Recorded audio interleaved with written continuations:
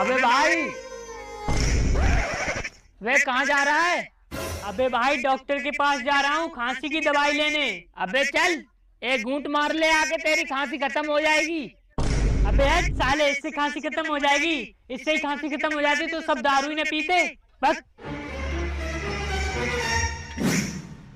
अरे डॉक्टर साहब, दवाई दे दो, खांसी हो रही है। ये ले भाई सिरप, इससे तेरी खांसी चली जाएगी। डॉक्टर कितने रुपए का है जी सिरप? 400 रुपए का है भाई। ये ले भाई, इसमें भी कर दे 1 गिलास। अबे साले, तू तो डॉक्टर के पास गया था दवाई लेने। भाई डॉक्टर नहीं आया आज।